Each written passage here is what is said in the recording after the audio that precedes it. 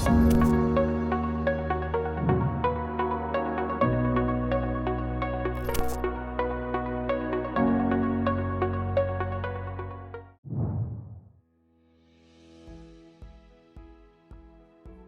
I'm currently a recruiter for a tech company here in the United States called FlowHub. I've been recruiting for about 2 years now and came from the restaurant management side of things and decided after 2020 that I was ready to make a change. And here I am, and I love it. And now I'm going to school for my human resources degree, and I do graduate next year with that. So I'm very excited to strengthen my recruiting background and pair that with some HR duties as well.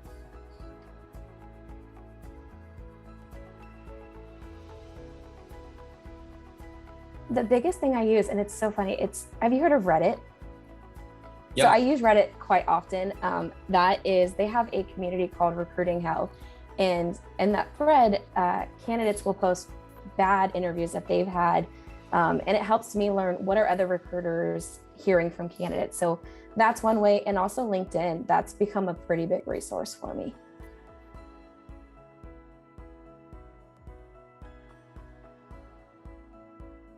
I think the biggest way is to just come into an interview and even looking at resumes with an open mind. Gaps in resumes right now are more acceptable, as well as job hopping. It's not uncommon to change jobs every 1 to 2 years. That's the way you're going to have that upward trajectory in your career.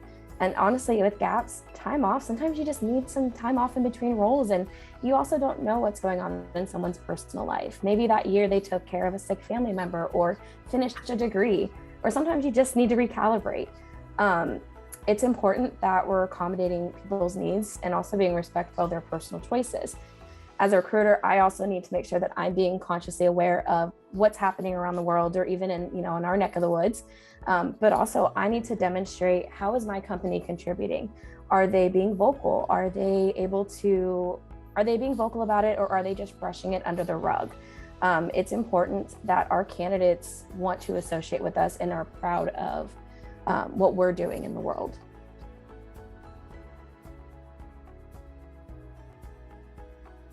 So it's a candidate market right now. There are more jobs than there are candidates, and they're holding the power. It used to be that we held the power. We were able to negotiate their numbers down. But now we have a greater chance of losing applicants to competitors, especially if we're moving too slow in the interview process. Interviewing quickly is probably the most important part of keeping those candidates interested.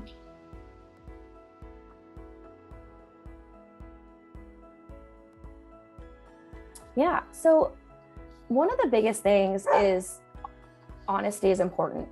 It's important that I'm being transparent about what's the best fit for the candidate. Do they have multiple opportunities? Am I honestly giving them the best possible fit? Otherwise, I'm going to have to refill their position in 6 months. And that kind of goes hand in hand with influence. Recruiting now is a lot more different than it was 5, 10, 15 years ago, and even in the last 2 years, especially with social media and how impactful even LinkedIn has been. You're building relationships and connections. So the more active you're on LinkedIn and you're showing people what you know, they're going to refer other candidates to you. You're going to be more exposed and in a positive way.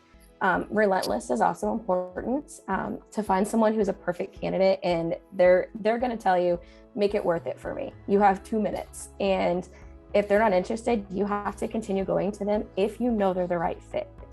I always leave that door open. So what may not work now for them works for them in 6 months. So even though I took a no, I'm still following up every couple months. Hey, how's everything going? Is your job still making you happy?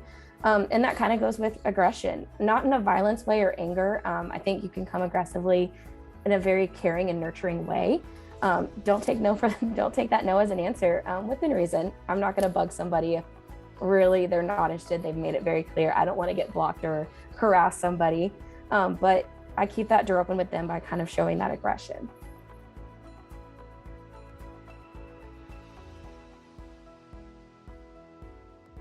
That's a good one. So I've learned that ghosting goes both ways. I've been on both sides. I've been that candidate that's gone through the interview process and then completely ghosted. If I've been ghosted by candidates, which I have been, I try to leave kind of an open door in an email. Hey, if there's anything that went wrong in the interview process, I'd love to learn from it so I can put it to the next candidate. What did you not like? What did you like? And that way, and I tell them, if you want to revisit this conversation, let's do it. I believe in second chances and giving grace. You don't know what's going on in their personal life. So it could have just been a bad week and they've gotten bombarded with a million emails, a million phone calls, and I'm just another recruiter to them. I don't know, maybe they've had a bunch of interviews and finally got an offer, and after being unemployed for so long, they just ran with it. They said, I'm ready, let's just start a new job. So by giving them that grace and understanding, I want to give them that second chance. So, and that way too, they can walk away still feeling positive about it, even though they didn't go through the process.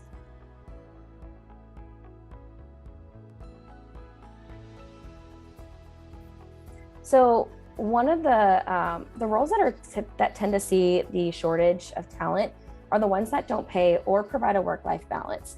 And that's what they're wanting. I have a saying that I tell my candidates, and even when I interview, I use this: I don't live to work somewhere, I work somewhere to live. And the moment I'm no longer living is a problem.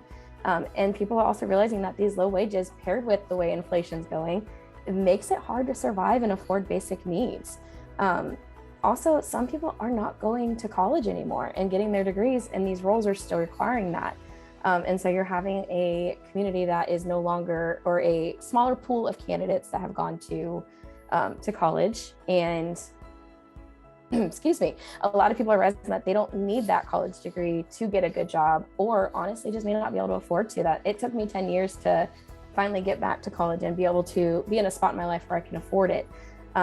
And the roles that require it, they're not taking that experience that they've built into account. So even though they have 10 plus years of experience, they're missing out on that degree. And that's usually the downfall.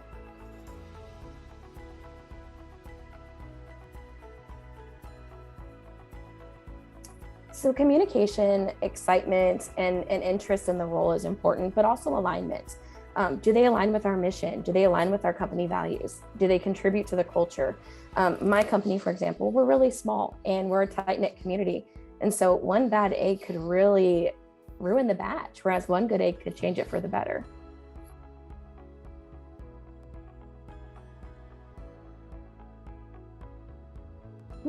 So when I'm looking at a resume, I look at thousands of resumes a week. And so I do kind of have to be quicker with it. But typically, if they meet about 75% of what we're requiring, I want to give them that opportunity to speak to me, because I've been that person, and why they would be a good fit. I may not get longevity out of somebody who meets 100% of what we're looking for, especially if they don't have anything to gain and anything to learn from their role. I have a saying, I have a lot of sayings, but you can't teach attitude, but you can teach skills.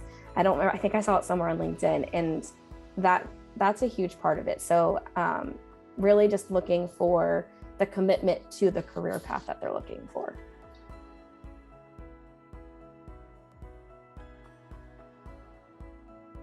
So not reading resumes for relevancy for roles. I've seen it so many times in recruiters that I've worked with, or even myself. I've emailed a job to somebody or called them and realized later on that was not a good idea, because they have no experience in this field. So why am I trying to get them in here? And also understanding, knowing the company. If you're in a staffing agency, who's the company you're recruiting for? Do you know about them? And if you kind of come in without any information about whether it's your client or your company yourself, they're not going to trust you. They're not going to want to listen to you because you don't know what you're talking about.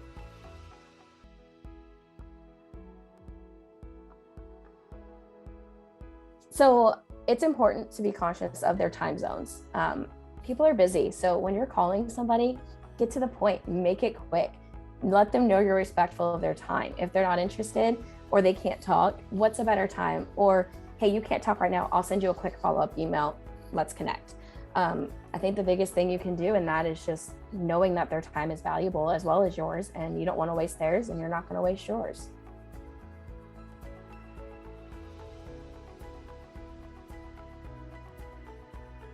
So negativity is probably my biggest one. If they're constantly talking negatively about every single past positions or even their bosses, that's a huge red flag. I think there's a way to express when something wasn't a good fit without being negative. Everyone's going to have at least one job in their life that was really bad and just not good for them mentally, emotionally. But there's a way to say that without really saying it. But also coming to an interview unprepared. That to me shows a huge lack of interest. And I don't want to have someone come in that's not interested in the role, because again, it goes back to the wasting everybody's time.